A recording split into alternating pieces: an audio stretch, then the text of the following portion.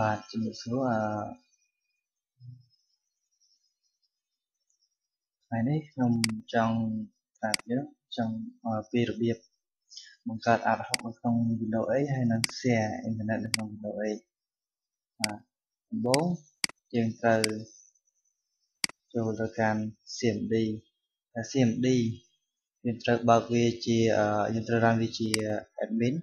ព្រោះថាបើយើងអត់ run វាជា admin ទេនោះយើងមិនអាចcreate ad hoc បានទេនេះយើងបើ run វាជា admin មកហើយមកទៀតដំបូងយើងត្រូវ test មើលសិនតើ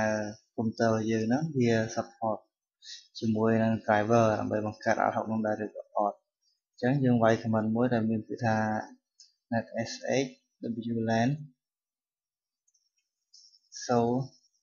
driver តមកទៀតវានឹងបានមកយើង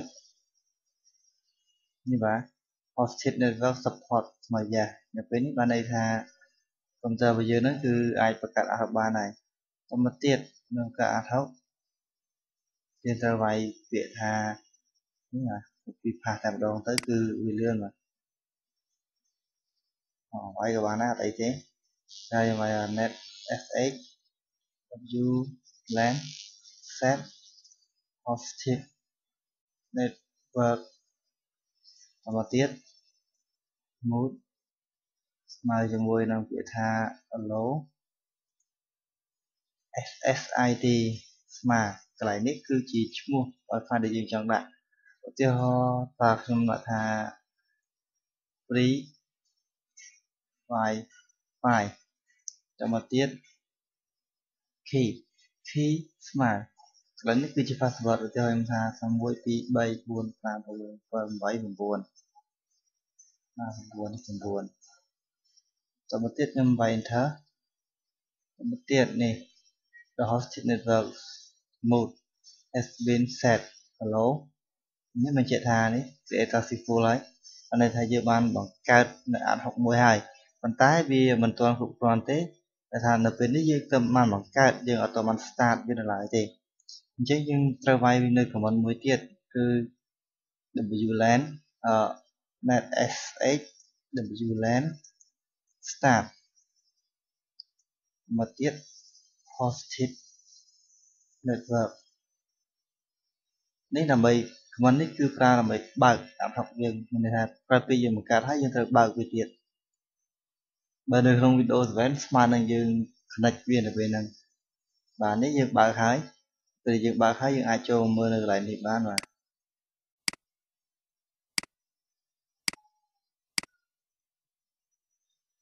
មកស្ដាប់មកចាំទៀតយើងឃើញហើយនេះ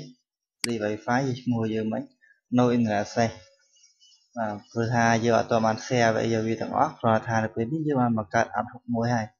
អញ្ចឹងបើសិនជាមាន device ផ្សេងៗទៀតមកវានឹងឃើញនៅឈ្មោះ wireless ឈ្មោះ wifi របស់យើងគឺ free wifi អញ្ចឹងសូមទៀតយើងអាចធ្វើការ connect ទៅកាន់ណាមួយសិនតទៅទៀតនេះគឺជាអ៊ីនធឺណិតប្រភពដែលផ្ដល់ឲ្យយើងនេះជាអ៊ីនធឺណិតប្រភពដែលផ្ដល់ឲ្យយើងអញ្ចឹងយើងដើម្បី share វាទៅឲ្យ free wifi របស់យើងអញ្ចឹងដើម្បី share វាទៅឲ្យយើងត្រូវចូលមកក្នុងពាក្យថា change adapter setting ទៅមកទៀតយើងត្រូវរកមើលឲ្យឃើញច្បាស់បំផុតថាតើអ៊ីនធឺណិតមួយក្នុងកុំព្យូទ័រយើង connect តាមណាវាអាចមានតាម Ethernet វាអាចតាម Ethernet នេះឬក៏តាម Wi-Fi ឬក៏ Ethernet បើសិនជាយើងប្រើ DG ផងវាអាចមានកន្លែង connect មួយទៀតដោយសារយើងប្រើ user account ថាមួយទៀតជាងយើងត្រូវដឹងឲ្យច្បាស់ថាតើអ៊ីនធឺណិតរបស់យើងត្រូវចូលតាមណា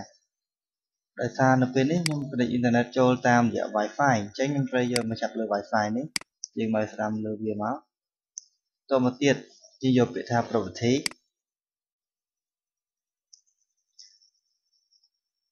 តមកហើយយើងនឹងឃើញអញ្ចឹងproperty ហើយយកពាក្យថា sharing នៅកន្លែងនេះយើង tick ពាក្យថា allow other network user ទីកន្លែងហ្នឹងមកនេះអីទេអូខេមកទៅមកទៀតនៅក្នុងនេះ select a private network connection យើងត្រូវរើសកន្លែងនេះគឺរើសទីតាំងដែលយើងត្រូវ share ចេញទៅវិញន័យថា បើយើងនេះគឺនៅកន្លែងនេះ local area network connection 2ភាសាកន្លែងនេះគឺជា free wifi នេះឈ្មោះរបស់វាអញ្ចឹងយើងត្រូវមើលឈ្មោះច្បាស់ហើយចុចមកយើងរើសហ្នឹងមានន័យថាយើងយកចេញពី wifi នេះរុញទៅឲ្យនេះដើម្បី share បន្តអានហើយមកទៀតក្នុង setting វាមានជម្រើសច្រើននៅក្នុងនោះបើសិនជាយើងគ្រាន់តែចង់ share ឲ្យគេប្រើទៅអ៊ីនធឺណិតបានទេយើងចុចទៅកន្លែង web server នេះមកទៀតហើយចុច OK ហើយចុច OK ទៀតមកនេះជាការស្រេចដោយឡែកយើងគិតថាប៉ុណ្ណឹងវាជាការស្រេចហើយប៉ុន្តែអ៊ីនធឺណិតរបស់យើងអត់ទាន់ access ទេនៅ no access ដដែលដោយហេតុថាពេលនេះវាទាមទារឲ្យយើង restart នៅ ad hoc យើងនេះវាដើរយើងអូតូប៉ុន្តែបើសិនជាវាអត់ដើរឲ្យ load internet access ទេយើងត្រូវទៅ restart របស់វាដោយយើងចូលទៅក្នុង command prompt របស់យើងវិញគឺយើងវាយពាក្យថា net sh wlan stop hosted network នេះក្នុងករណីដែលអ៊ីនធឺណិតរបស់យើងវាអត់បាន load ឲ្យអូខេនៅពេលនេះ free wifi មួយយើងគឺបានបាត់ហើយអញ្ចឹងយើងចូលមកវិញដើម្បីបើកវាវិញចូលមកវិញក្នុងកន្លែងនេះមកហើយយើងវាយពាក្យថានេះ net sh wlan start hosted network តែយើងត្រូវចាំ command prompt ដាច់ខាតត្រូវតែ run as administrator មកនេះអូខេពេលនេះគឺយើងបាន share បានជោគជ័យហើយ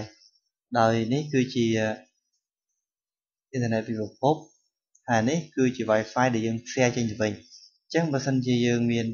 device ខាងក្រៅយើងឃើញមានឈ្មោះថា free Wi-Fi ហើយ password យើងអាចចុចមើលបាននៅត្រង់នេះអូខេខុសហើយដោយសារនេះជា device ចេញអញ្ចឹងយើងអាចមើល Wi-Fi មើល password បានទេយើងអាចមើលបានតែពួកយកចូលមកហើយយើងអ្នកផ្សាយចេញគឺយើងត្រូវដឹង password ខ្លួនឯងបាទប៉ុណ្ណឹងចប់ហើយអរគុណច្រើនចំពោះការតាមដានមើលទាំងអស់គ្នា